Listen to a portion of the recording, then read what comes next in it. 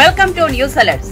CM Chandrababu ప్రమాణ స్వీకారం అనంతరం ఉండవల్లిలోని తన నివాసంలో మంత్రులతో సమావేశం నిర్వహించారు. ఈ సందర్భంగా వారికి పలు అంశాలపై అవగాహన కలిగించే ప్రయత్నం చేశారు.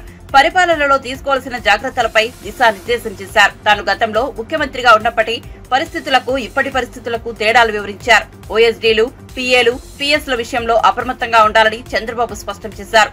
వైసీపీ ప్రభుత్వంలో మంత్రుల వద్ద పనిచేసిన వారిని చేర్చుకోవద్దని సూచించారు. రాష్ట్రంలో జగన్ నాశనం చేసిన వ్యవస్థలను బాగు చేయాల్సి ఉందని చంద్రబాబు కోరారు. రాష్ట్ర పునర్నిర్మాణంలో మంత్రులది కీలక బాధ్యత కావాలని పిలుపునిచ్చారు. శాఖల వారీగా శ్వేతపత్రాలు సిద్ధం చేసి ప్రజల ముందు ఉంచుదామని పేర్కొన్నారు.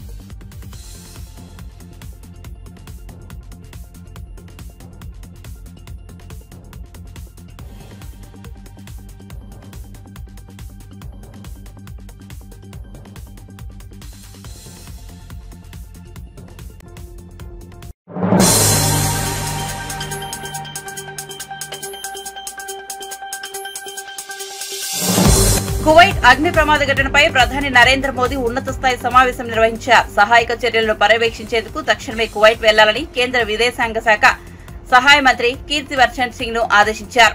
దీంతో కేంద్ర మంత్రి కువైట్ కు బయలుదేరనున్నారు. ప్రధాని మోదీతో భేటీ ముగిసిన తర్వాత తాను బయలుదేరనున్నట్లు ఆయన తెలిపారు. వీలైనంత తొందరగా మృతదేహాలను భారత్ కు రప్పించేందుకు స్థానిక అధికారులతో ఆయన సమన్వయం చేసుకున్నారు. ప్రధాని మోదీ ఆదేశాల మేరకు కేంద్ర మంత్రిని గల్ఫ్ కు పంపిస్తున్నట్లు విదేశాంగ శాఖ కార్యాలయం ఓ ప్రకటనలో తెలిపింది. కువైట్ అగ్ని ప్రమాద ఘటనలో ఇప్పటి వరకు 50 మంది మరణించగా అందులో 40 మంది భారతీయులు ఉన్నారు. గాయపడిన వారిలోనూ చాలా మంది భారతీయులు ఉన్నారు. బాధితులకు అండగా నిలబడేందుకు ఎమర్జెన్సీ హెల్ప్ లైన్ నెంబర్లు అందుబాటులో ఉంచినట్లు కువైట్ లోని భారత రాయబారుల కార్యాలయం వెల్లడించింది. ఈ ప్రమాదంపై ప్రధాని నరేంద్ర మోదీ తీవ్ర దిగ్భ్రాంతి వ్యక్తం చేశారు. కువైట్ ప్రమాద ఘటనలో మృతి చెందిన వారిలో ఎక్కువగా కేరళ, తమిళనాడుకు చెందిన వారు ఉన్నట్లుగా తెలుస్తోంది. ఈ నేపథ్యంలో కేంద్రం జోక్యం చేసుకోవాలని కోరుతూ విదేశాంగ శాఖ మంత్రి ఎస్ జైశంకర్ కు కేరళ ముఖ్యమంత్రి పినరయి విజయన్ కు లేఖ రాశారు. బాధితుల్లో ఎక్కువగా మలయాళీలు ఉన్నారని, వారికి తక్షణమే సహాయం అందించాలని కోరారు.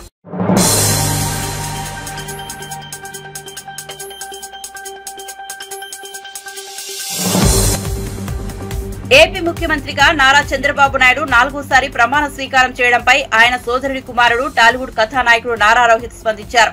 పెద్దనాన్న అంటూ లేఖ రాసి సోషల్ మీడియాలో పంచుకున్నారు. ఆల్ ది వెరీ బెస్ట్ పెద్దనాన్న అంటూ విషయం తెలిపారు. పెద్దనాన్న గత 4.5 దశాబ్దాలుగా వీరు రాజకీయాల్లో ఉన్నారు. ఎన్నో ఒడిదుడుకులను చూశారు, తట్టుకున్నారు. ఆత్మవిశ్వాసంతో నిలబడ్డారు. కానీ గత 5 ఏళ్ల కాలంలో ఎంతో వేదన అనుభవించారు. అయినప్పటికీ పార్టీని, కార్యకర్తలను కంటికి రెప్పలా కాపాడుకున్నారు. మీకు కష్టం వచ్చినప్పుడు వాళ్ళందరూ కులమత ప్రాంతాలకు అతీతంగా మీకోసం నిలబడ్డారు. అప్పుడు తెలిసింది గత 40 ఏళ్ల మీ కష్టానికి వీరు పొందింది ప్రజల గుండెల్లో కదిలించలేని స్థానమని. చరిత్రలో ఎవరూ మళ్లీ తిరగరాద్దాం అని సాహసం చేయలేని విధంగా ఈ ఎన్నికల్లో విజయాన్ని అందుకున్నారు. ఈ విజయం ఎన్డీఏ కూటమిది మాత్రమే కాదు, ఆంధ్ర ప్రజలది, తెలుగువారిది, మనందరిది. 4వ సారి ముఖ్యమంత్రిగా ప్రమాణ స్వీకారం చేసిన మీకు తెలుగుదేశం పార్టీ కార్యకర్తలు అందరి తరపున హృదయపూర్వక శుభాకాంక్షలంటూ నారా రోహిత్ తన లేఖలో పేర్కొన్నారు.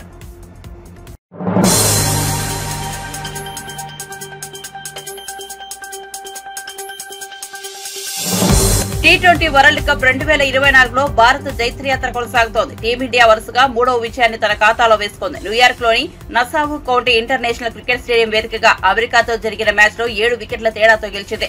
తొలుత బ్యాటింగ్ చేసి అమెరికా నిర్దేశించిన 111 పరుగుల లక్ష్యాన్ని భారత్ 18.2 ఓవర్లలో 3 వికెట్లు కోల్పోయి ఛేదించింది. టార్గెట్ చేసింగ్ లో స్టార్ బ్యాటర్ సూర్యకుమార్ యాదవ్ కీలక పాత్ర పోషించాడు. 49 బంతుల్లో 50 పరుగులు భారత్ ను విజయ తీరాకు చేర్చారు. శివం దుబేతో జతకట్టి చివరి వరకు క్రీజ్ లోనే ఉన్నారు. బౌలింగ్ పేసర్ హర్షదీప్ సింగ్ కీలక పాత్ర పోషించారు. 4 ఓవర్లలో 9 పరుగులు మాత్రమే ఇచ్చి 4 కీలకమైన వికెట్లు పడగొట్టారు. పవర్ ప్లే ప్రారంభంలోనే ఓపెనర్లు విరాట్ కోహ్లీ, కెప్టెన్ రోహిత్ శర్మ ఇద్దరు అవుట్ అయ్యారు. ఫామ్ లో ఉన్న రిషబ్ పంత్ కూడా జట్టు స్కోరు 39 పరుగుల వద్ద వెనుదిరిగాడు. దీంతో జట్టు ఇబ్బందుల్లో పడినట్టు అనిపించింది. కానీ సూర్యకుమార్ యాదవ్, శివం దుబే 4వ వికెట్ కు ఏకంగా 67 పరుగుల భాగస్వామ్యాన్ని నెలకొల్పారు. దీంతో మరో 10 బంతులు మిగిలి ఉండగానే భారత్ లక్ష్యాన్ని ఛేదించింది. సూర్యకుమార్ 49 బంతుల్లో 50 పరుగులతో నాటౌట్ గా నిలిచాడు. ఇక దుబే 31 పరుగులతో నాటౌట్ గా చివరి వరకు క్రీజులో ఉన్నాడు.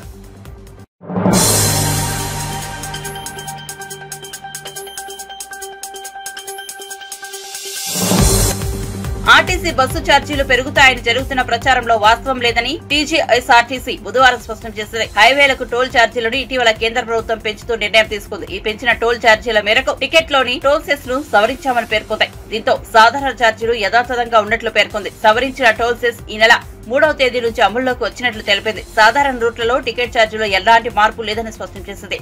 కానీ వాస్తవాలు తెలుసుకోకుండా టీజీఎస్ఆర్టీసీ సాధారణ బస్సు ఛార్జీలను పెంచిందంటూ సోషల్ మీడియాలో అవాస్తవాలు ప్రచారం చేయడం సరికాదని పేర్కొంది. సంస్థ ప్రతిష్టకు భంగం కలిగేలా తప్పుడు ప్రచారం చేస్తే చట్టపరమైన చర్యలు తీసుకుంటామని హెచ్చరించింది.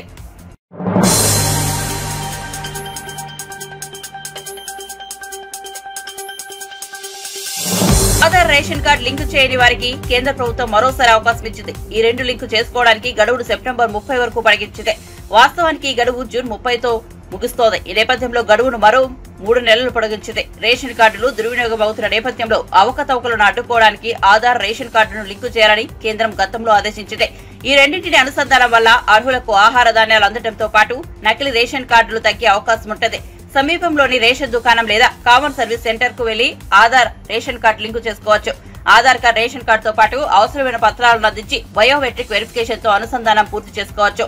ఆన్లైన్ పోర్టల్ ద్వారా కూడా అనుసంధానం చేయవచ్చు.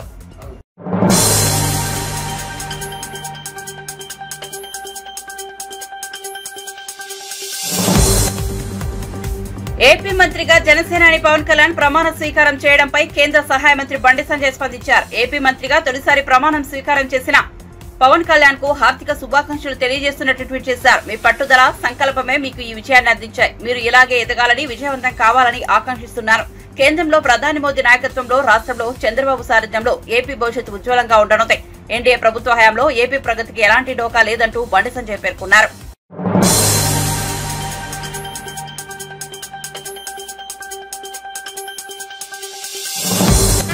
ప్రస్తుతం టాలీవుడ్ లో ఉన్న ప్రతిష్టాత్మక ప్రాజెక్టులలో కల్కి 2898 AD ఒకటి. నాగశ్వి దర్శకత్వంలో రెబల్ స్టార్ ప్రభాస్ హీరోగా ఇది రూపొందుతోంది. సాంకేతికంగా ఉన్నత విలువలతో దర్శకుడు అద్భుతంగా ఈ మూవీని రూపొందిస్తున్నారు. మేకర్స్ సినిమా కోసం ప్రత్యేకంగా ఒక వాహనాన్ని రూపొందించారు. దానికి బుజ్జి అని పేరు పెట్టారు. ప్రస్తుతం ఈ వాహనం సినిమా ప్రమోషన్లలో సందడి చేస్తోంది. తాజాగా ప్రముఖ వ్యాపారవేత్త మహీంద్రా గ్రూప్ చైర్మన్ ఆనంద్ మహీంద్రా బుజ్జిని డ్రైవ్ చేశారు. దీనికి సంబంధించిన వీడియో క్లిప్స్ లో మేకర్ సోషల్ మీడియాలో పంచుకున్నారు. కాగా చెన్నైలోని మహీంద్రా రీసెర్చ్ వ్యాలీకి చెందిన తన బృందం భవిష్యత్తులో రోబో వాహనాన్ని రూపొందించాలనే లక్ష్యంతో చిత్ర యూనిట్ కి ప్రత్యేకంగా ఒక వాహనాన్ని రూపొందించడంలో సహాయపడుతుందని ఆనంద్ మహీంద్రా వెల్లడించారు.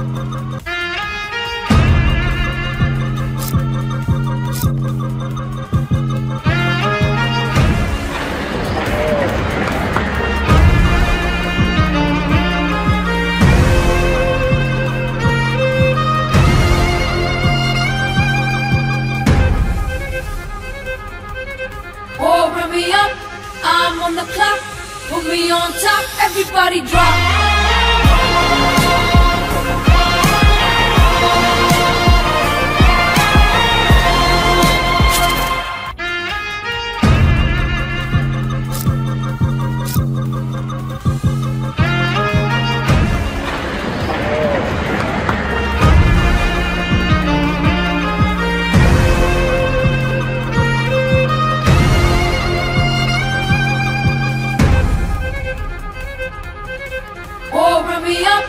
I'm on the clock, put me on top, everybody drop.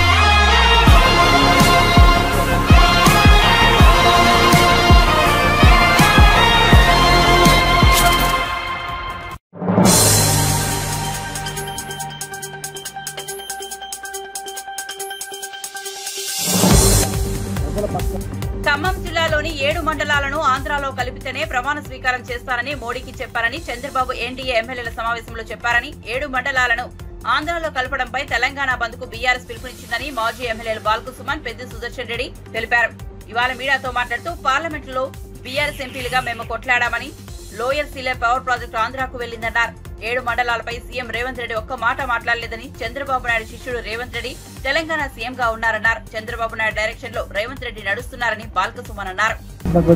Current ఇవ్వడం కానీ, నీళ్లు ఇవ్వడం కానీ, విత్తనాలు ఎరువులు ఇవ్వడం కానీ, రైతు భరోసా మీరు ఇస్తా అన్న రైతు భరోసా కానీ ఇమ్మీడియట్ గా ఈ పనులన్నిటి కూడా సీజన్ స్టార్ట్ అయింది కాబట్టి వాటిని పూర్తి చేయాలని చెప్పి నేను ఈ సందర్భంగా ముఖ్యమంత్రిని కోరుతా ఉన్నా.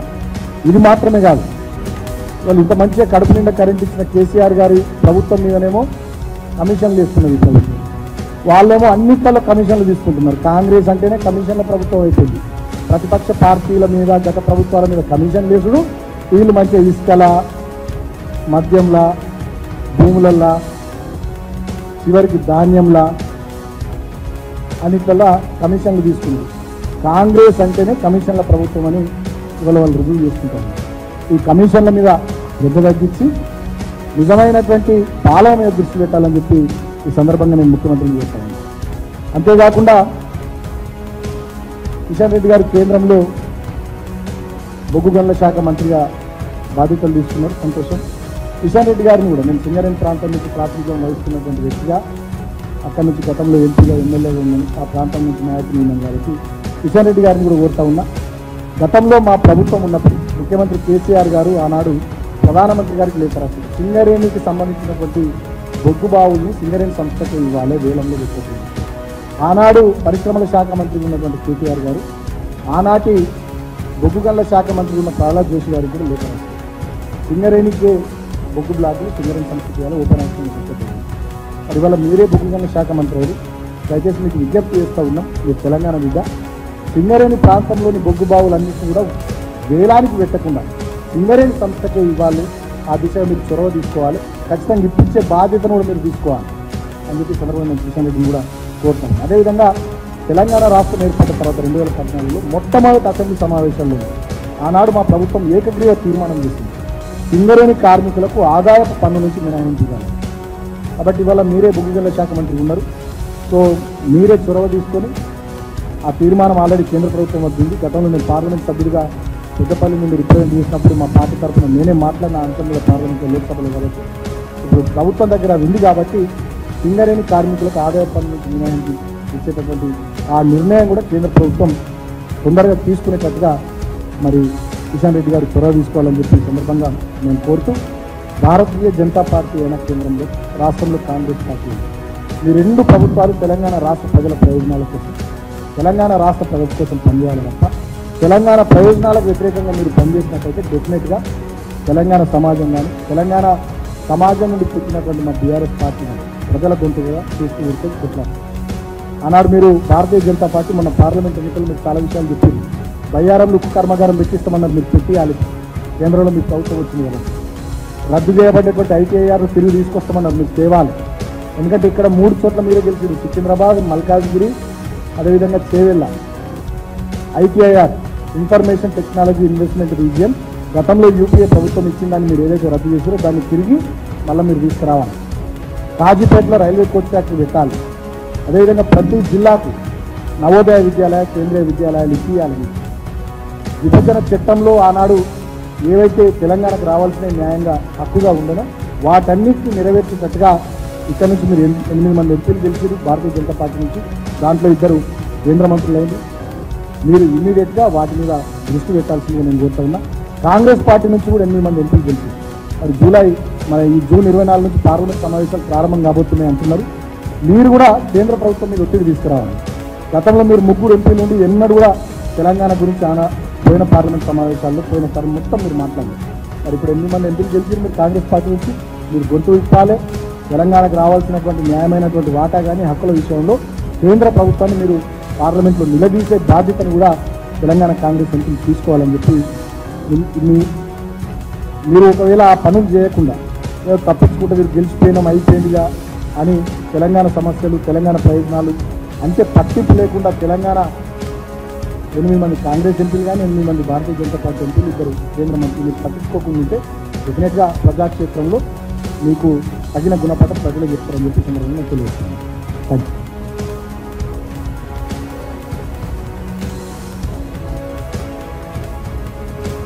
నమస్కారం. ఇందాక మా సుమన్ గారు మాట్లాడినట్టు టీఆర్ఎస్ పైన కాంగ్రెస్ ప్రభుత్వం కమిషన్లు వేసి కాంగ్రెస్ పార్టీ మంత్రుల పేషీలో మాత్రం కమిషన్ల కోసం ప్రత్యేకమైనటువంటి అధికారులను నియమించి కమిషన్లు వసూలు చేస్తా ఉన్నారు. టీఆర్ఎస్ పార్టీ ఆరోపణ చేసింది నెల రోజులు అవుతున్నది తెలంగాణ సివిల్ సప్లైస్ డిపార్ట్మెంట్లో జరిగిన కుంభకోణం గురించి. ఇప్పటి వరకు ముఖ్యమంత్రి రేవంత్ రెడ్డి గారు 1-2 సార్లు లీకులు ఇచ్చారు, వార్తలు సమీక్ష చేస్తామని చెప్పి.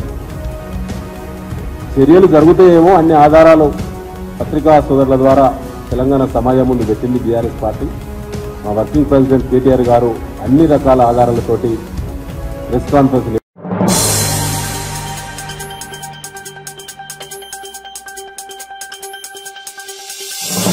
చంద్రబాబు రాక్షస పాలన చేస్తున్నాడు. ప్లాన్ ప్రకారమే ప్రమాణ స్వీకారానికి ముందే వైఎస్ఆర్సీపీ నాయకుల ఆస్తులపై దాడులు చేస్తున్నారని, పోలీసులు ప్రేక్షక పాత్ర పోషిస్తున్నారంటూ దాడుల వల్ల ఆత్మహత్యలు చేసుకుంటున్నారని, ప్రధాని హోంమంత్రికి లిఖితపూర్వకంగా ఫిర్యాదు చేశామని, స్పందించకపోతే న్యాయ పోరాటం చేస్తామని, ఈ దాడులకు బీజేపీ కూడా బాధ్యత వహించాలని వైవి సుబ్బారెడ్డి తెలిపారు. లోగడ 2014 నుంచి 19 వరకు అధికారంలో ఉన్నప్పుడు ఇదే విధంగా పాలన సాగించారు చంద్రబాబు నాయుడు గారు ఆధ్వర్యంలో. అప్పుడు ఎన్డీఏ 3 పార్టీలు ఆ రోజు పాలన కొనసాగించారు. ఇప్పుడు మళ్ళా అధికారంలోకి వచ్చిన వారం రోజులకే, అంటే ప్రమాణ స్వీకారానికి ముందే ఒక ప్లాన్తో రాష్ట్ర వ్యాప్తంగా వైఎస్ఆర్ కాంగ్రెస్ పార్టీ కార్యకర్తలపై, నాయకులపై, వైఎస్ఆర్ కాంగ్రెస్ పార్టీ నాయకుల ఆస్తులపై దాడులు చేయటం దారుణంగా పరిస్థితులు ఉన్నాయి. మరి కొన్ని జిల్లాల్లో అయితే పోలీసుల సమక్షంలోనే కార్యకర్తలు, నాయకులపై దాడులు చేస్తుంటే కూడా పోలీసులు కేవలం చోద్యం చూస్తున్నట్టున్న పరిస్థితులు కూడా కొన్ని ఉన్నాయి. అవి కూడా మీకు క్లిప్పింగ్స్ అన్నీ కూడా మీకు ఇస్తాం. అన్ని జిల్లాల్లో ఎక్కడెక్కడైతే వాళ్ళు గూండాయిజం చలాయిస్తున్నారో ఆ జిల్లాలన్నింటిలో, మరీ ముఖ్యంగా గుంటూరు జిల్లాలో, నరసరావుపేట జిల్లాలో, గుంటూరు జిల్లాలో, పశ్చిమ గోదావరి జిల్లా, ఏలూరులో వాళ్ళ దాడులు తట్టుకోలేక సుమారుగా దాదాపు 2-3 వైఎస్ఆర్ పార్టీ కాంగ్రెస్ కార్యకర్తలు చనిపోవడం జరిగింది. దాడులు తట్టుకోలేక సూసైడ్ చేసుకోవడం కానివ్వండి, వాళ్ళ దాడుల వల్ల కానివ్వండి. ఏది పోలింగ్ అయిపోయిన రోజు నుంచి ఈ 7 రోజుల్లోనే ఎక్కడా కూడా పోలీస్ స్టేషన్లో పోతే కేసులు బుక్ చేసే పరిస్థితి కూడా లేదు. అంటే ఒక కుట్రపూరితంగా రాష్ట్ర ప్రభుత్వం ప్రమాణ స్వీకారం చేసే లోపే ఈ చర్య జరిగితే ప్రభుత్వం బాధ్యత వహించదు. ప్రభుత్వం అంటే కొత్తగా అధికారంలోకి వచ్చినాయంటే ప్రభుత్వం బాధ్యత వహించకుండా ఉండాలని కార్యకర్తలను రెచ్చగొట్టి తెలుగుదేశం గుండాలతో ఈ విధంగా రాష్ట్ర వ్యాప్తంగా రాక్షస పాలన కల్పించే విధంగా పరిస్థితులు ఉన్నాయి. దీనిపై వైఎస్ఆర్ కాంగ్రెస్ పార్టీ తరఫున కేంద్ర ప్రభుత్వం దృష్టి తీసుకురావడం కోసం గత 3-4 రోజుల నుంచి ప్రత్యక్షంగా కలిసి చెప్పే ప్రయత్నం కూడా చేస్తున్నాం. వాళ్ళు వేరే ప్రమాణ స్వీకారోత్సవాలు వీటన్నిటి వల్ల బిజీగా ఉండటం వల్ల అపాయింట్మెంట్ కూడా దొరికే పరిస్థితి లేదు. కాబట్టి ప్రెసిడెంట్ ఆఫ్ ఇండియాకి, ప్రైమ్ మినిస్టర్కి, హోమ్ మినిస్టర్కి, నేషనల్ హ్యూమన్ రైట్స్ కమిషన్కి కూడా ఈరోజు అన్ని లిఖితపూర్వకంగా ఫిర్యాదులు అందించడం జరిగింది. దీనిపై వీళ్ళ దగ్గర స్పందన రాకపోతే తప్పకుండా న్యాయ పోరాటం చేసి దానికి కూడా అన్ని చర్యలు తీసుకునే కార్యక్రమం కూడా చేసి వైఎస్ఆర్ కాంగ్రెస్ పార్టీ కార్యకర్తల్ని కాపాడుకోవటానికి మా పార్టీ అధ్యక్షుడు జగన్మోహన్ రెడ్డి గారి నాయకత్వంలో తప్పకుండా మా పార్టీ కట్టుబడి ఉంటుంది. వాళ్ళకు అండగా ఉండేదాన్ని కార్యక్రమం కూడా చేస్తాము. రాబోయే రోజుల్లో ఎక్కడెక్కడైతే వైఎస్ఆర్ కాంగ్రెస్ పార్టీ నాయకులు, కార్యకర్తలపై దాడులు జరిగినాయో వాళ్ళందరినీ కూడా మా నాయకత్వం తరఫున పరామర్శించి వాళ్ళకి అండగా ఉండేదానికి భరోసా ఇచ్చే కార్యక్రమం కూడా చేస్తామని ఈ సందర్భంగా తెలియజేసుకుంటూ, ఇప్పుడు రాష్ట్రంలో మళ్ళీ కొత్తగా ఏర్పడుతున్న ఎన్డీఏ ప్రభుత్వంలో బీజేపీ కూడా భాగస్వామ్యంగా ఉంది కాబట్టి ఇప్పుడు జరిగిన దాడులన్నిటికీ కూడా వాళ్ళు కూడా బాధ్యత వహించే పరిస్థితి ఉంటుంది. కాబట్టి కేంద్ర ప్రభుత్వం తక్షణమే స్పందించి రాష్ట్రంలో శాంతి భద్రతను నెలకొల్పేదానికి, లా అండ్ ఆర్డర్ కంట్రోల్లో ఉండే విధంగా చర్యలు తీసుకోవాలని చెప్పి ఈ సందర్భంగా విజ్ఞప్తి చేస్తున్నాం. అన్నీ ఉన్నాయమ్మా. పార్లమెంట్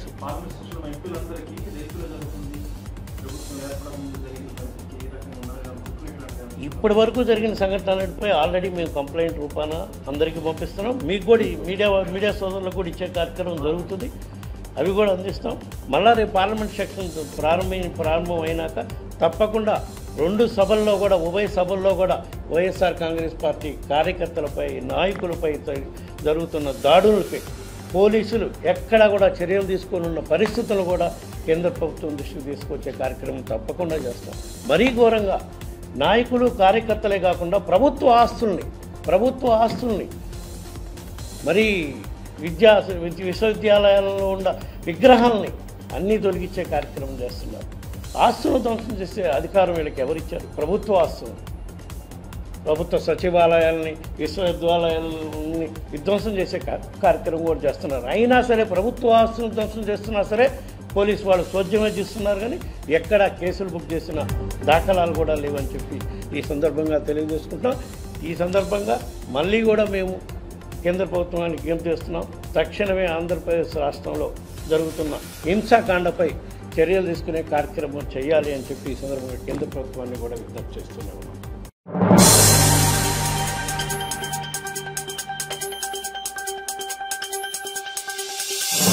రాజకీయాల్లో గెలుపు ఓటములు సహజం. కానీ గత కొన్ని రోజులుగా జరుగుతున్న హింసాత్మక ఘటనలు చాలా బాధాకరమని, కార్యకర్తలమైన దాడులు చేయడం, ఇళ్లు కూలగొట్టడం లాంటి పరిస్థితులు రాష్ట్రంలో ఇంతకు ముందు ఎప్పుడూ లేవని, ఇలాంటి ఘటనలు జరగకుండా చర్యలు తీసుకోవాలని ప్రధానమంత్రికి, రాష్ట్రపతికి, హ్యూమన్ రైట్స్ కమిషన్ దృష్టికి తీసుకెళ్లడం జరిగిందని పెద్దిరెడ్డి మిథున్ రెడ్డి పేర్కొన్నారు.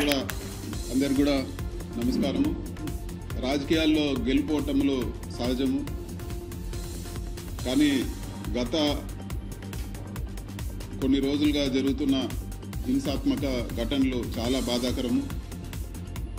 రాజకీయాలు ఎలక్షన్ల వరకే ఉండాలి, కానీ దాని తర్వాత కూడా వాళ్ళ ఈరోజు చాలామంది కార్యకర్తల్ని దౌర్జన్యంగా గాయపరచడము, అదేవిధంగా ఇల్లులు కూల్చేయడము, జేసీబీలు పెట్టి వాళ్ళ వ్యాపారాల్లో దెబ్బతీయడము, అదేవిధంగా చాలామంది పైన ఈరోజు దాడులు జరిగిన పరిస్థితి అందరూ కూడా చూస్తూ ఉన్నాము. ఇవన్నీ కూడా ఒక మంచి ప్రెసిడెంట్ కాదు, అధికారం ఇప్పుడు కూడా శాశ్వతం కాదు. ఎన్నో పార్టీలు ఎంతోమంది అధికారంలోకి వచ్చారు పోయారు.